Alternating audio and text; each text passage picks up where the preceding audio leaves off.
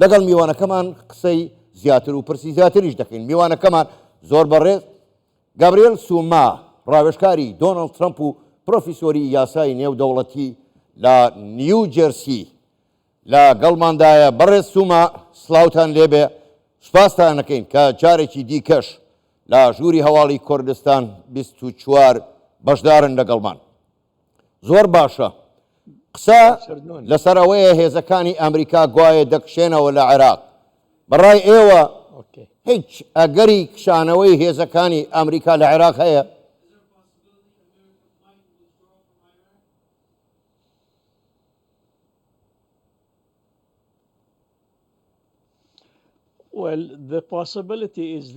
ئەگەری کشانەوە هەیە، بەڵام لەم دۆخەی کە ئێستا هەیە من پێم وانە ڕوو بدات بکشێنەوە. پێش هەموو شتێک هێزەکانی ئەمریکا لە عێراقن بۆ یەک هۆکار، ئەویش داعشە، بۆ ڕوبەڕووبوونەوە لە ناوبردنی داعش لەوێن، و داعش هێشتا لە عێراق ماوە و لە سووریاش بە هەمان شێوە داعش ماوە. ئێمە دەبێت ئەومان لەبیر بێ کە داعش گەورەترین هەڕەشەی دروست کرد لەسەر هاوڵاتیانی عێراق و لە مانگی ڕابردووش بینیمان کە لە ئێران تەقینەوەیەکیان کرد کە 90 کەس گیانیان لەدەستدا. بۆیە داعش هێشتا هەڕەشەیەکی مەترسیدارە لە عێراق، لە سووریا و لە ڕۆژهەڵاتی ناوەڕاست.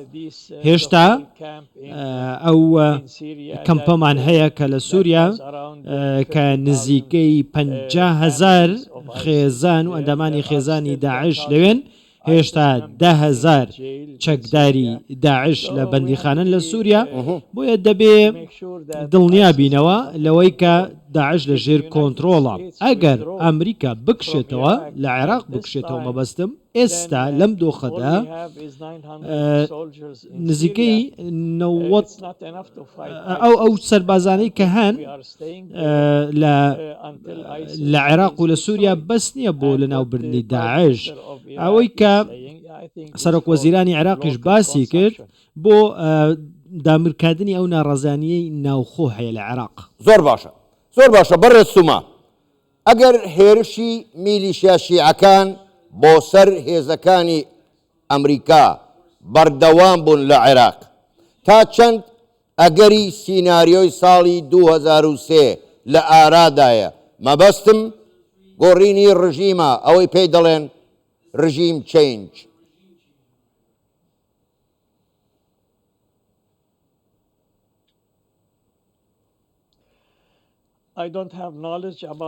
من زانیاریم لەسەر ئەوە نییە، بەڵام وا دیارە کە سیاسەتی ئەم ئیدارەیە، ئیدارەی بایدن، ئەوەیە هەر کاتێک هێرش کرایە سەر سەربازانی ئەمریکا و بنکە سەربازیەکانیان لە عێراق و سووریا،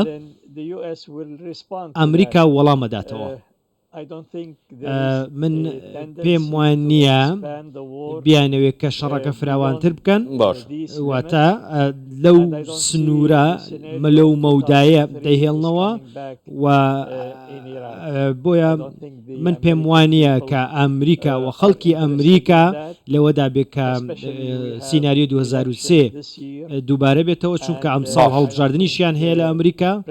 بۆیە سەرۆک بایدن من باوەڕ ناکەم کە وەکەوەی کە جۆرج بۆش کردی، جۆرج بۆشی کوڕ لە 2003 کردی ئەمیش بیکات. زۆر باشە. بەڕێز سوما، ئێوە ڕاوێژکاری دۆناڵد ترەمپن. بەڕای ئێوە ئەگەر دۆناڵد ترەمپ سەرۆک کۆماری ئەمریکا بوایە و میلیشیاکان هێرشیان بکردایەتە سەر سوپای ئەمریکا، هەڵوێستی ترەمپ چۆن دەبوو؟ هەر ئاوا دەبوو؟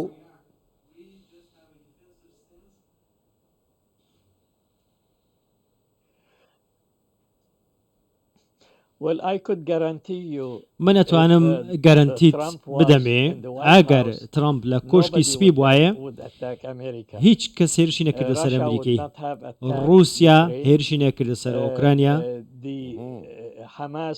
حەماس هێرشی نەکردە سەر ئیسرائیل، و ئەم میلیشیانش لە عێراق جورئەت و ئازایەتی ئەویان نەبوو هێرش بکەنە سەر ئەمریکیەکان لە عێراق و سووریا و حوسیەکانیش لە یەمەن نەیانەتوانی هێرش بکەنە سەر هێزەکانی ئەمریکا و کەشتیەکان چونکە دۆناڵد ترامپ نەک بە دوای ئەمانەدا ئەچوو لە عێراق و سووریا و حوسیەکان لە یەمەن ئەو ڕاستەوخۆ هێرشی ئەکردە سەر بەرژەوەندەکانی ئێران بەڵام پێشەوەی کە چاوت لە ڕوبەڕبوونەوەی سەربازی بێ ئەگەر سەرۆک ترامپ بێت ئێمە دەبێ سزای زۆر تند بخێنە سەر ئێران چونکە ئێران لە ماوەی سەرۆکایەتی دۆناڵد ترامپدا نەدەتوانی نەوت بفرۆشێ لە 400,000 بەرمیل نەوت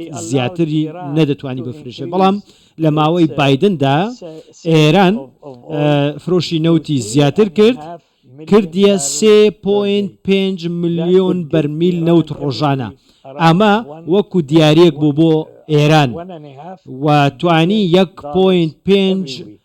ملیۆن دۆلار هەفتانە کۆبکاتەوە بۆیە ئەوەی کە دۆناڵد ترامپ کردی نەوتی ئێرانی کەم کردەوە فرۆشی نەوتی کەم کردەوە و سزای توندی خستە سەر ئێران ئەگەر ئەوە جێی خۆی نەگرتایە مەبەستمەوە یەگە ترامپ لە کۆشکی سپی وایە دواتر ئەکەوتە لێدان لە باڵەکانی ئێران حوسیەکان میلیشیاکان لە عێراق و سووریا لە حوسیەکان لە و ئەگەر یەک سەربازی ئەمریکیش بکوژرایە دۆناڵد ترامپ بە کردداری ڕاستەوخۆ ڕوبەڕووی ئێران دەبوویەوە و ڕوبەڕووی فەرماندە باڵەکانی ئێران دەبوویەوە و ئەمە ئیتر شەڕەکەی ڕاگرت زۆر باشە بڕێ سوما بۆ خۆشت باش دەزانی عێراق لە ژێر هەژمون و کۆنتترۆلی میلیشیا شیعەکاندایە ئەوانەی هێرش دەکەنە سەر هێزەکانی ئەمریکا حکوومەت هیچ دەسەڵاتێکی بەسەریاندا نییە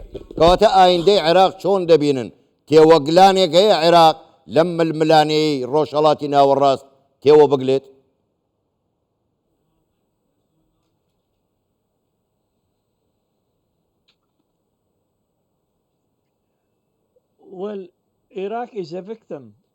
عێراق قوربانیە قوربانی هەژمونی ئێرانە من سەرکۆنەی حکوومەتی عێراق ناکەم من سەرکۆنەی ئێرانەکەم ئێران ئەو وڵاتەیە کە پارە چەکوچۆڵی سەربازی ڕاهێنان دەدات هەم میلیشیانە بۆیە ئێران بەرپرسیارە لەوەی کە ئێستا لە عێراق ڕوەدا و من پێم وایە حکوومەتی ئەمریکا دەبێ بەکردار وەڵام بداتەوە دژی ئێران باشە بۆچی من لە بنی عێراقیەکان بنێ و ئەگەر ڕاستەوخۆ لە بەرامبەردا لە ڕێگەی سەربازیەوە ڕوبەڕووی ئێران ببێتەوە یاخود سزای زۆر تند بخاتە سەر ئێران ئیتر ئێران ناتوانێت هاوکاری ئەم میلیشیانە بکات بۆیە ئەگەر سوپای عێراق هەبێ ڕاهێنانێکی باشی پێ بکرێ و بە کەلوپەل و چەکوچۆڵی سەربازی ئەمریکی پڕچەک بکرێ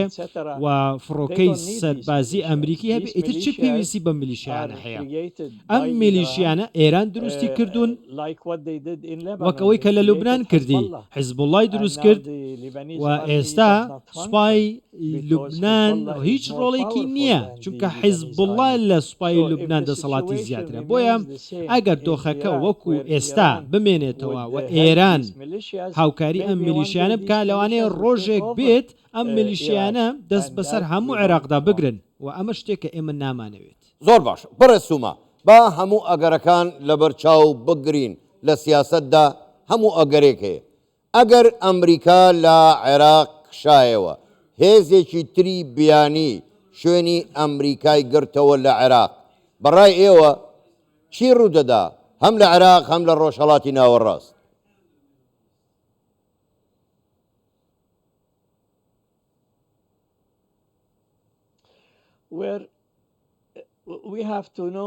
ئێمە دەبێ بزانین کە ئامانجی ئێران لە ڕۆژهەڵاتی ناوەڕاست ئەوەیە کۆنتترۆلی هەموو ڕۆژڵاتی ناوەڕاست بکە لە ناویشیاندا کەنداوی عەربی وڵاتانی کەنداوی عەربی ئێران دەبێ ئەمریکا لە ناوچەکە دەربکە لە ڕووی سەربازیە و مەبەستم بۆی کە ئامانجەکەی بەدی بێنێ مەبەستم لە عێراق و سووریا بیکاتە دەرەوە. ئەگەر ئەمریکا کشایەوە لە عێراق یان سووریا ئەو کات من گارانتی دەدەمێت ئێران کۆنتترۆلی هەموو ئەو وڵاتانە دەکات لە ناوچەکە لە ڕۆژڵاتی ناوڕاست لە ناویشیاندا ئوردن دوای ئەوەی کە دەستی بەسەر ڕۆژڵاتی ناوڕاستە گرت نەوتی ڕۆژڵاتی ناوڕاست دەبا و وڵاتی ئیسرائیل لە ناو دەبا. ئەگەر ئەمە ڕوویدا ئەمە بە هاوکاری چین ئەم کارە دەکا بە هاوکاری رووسیا و کۆریای باکوور ئەم سێ دەوڵەتە دەیانەوێ کە ئەمریکا و سوپای ئەمریکا لە ڕۆژڵاتی ناوەڕاست نەمێنێ و ئێران ببێتە وڵاتی زلهێز لە ناوچەکە وەک ئەمریکا و چین و رووسیا و کۆنتترۆلی هەموو ڕۆژڵاتی ناوەڕاست بکە. ئەمە کوردستانیشی تێدایە و ناوچەکە ئیندیکە لە ڕۆژڵاتی ناوڕاست. ئەمە ئامانجی ئێرانە کە سوپای وەبوونی سەربازی ئەمریکا لە عێراق و سووریا نەهێڵێ. زۆر باشە بەرەسوومە دوا پرسیار کەواتە ئەوەی من تێگەیشتم ئەمریکا ئامادە نییە نەک لە عێراق لە ڕۆژهەڵاتی ناوەڕاستیش بکشێتەوە و بەجێ بێڵێ بۆ ئەو وڵاتانە و ئەو زلهێزانەی کە ئێوە باستان کرد.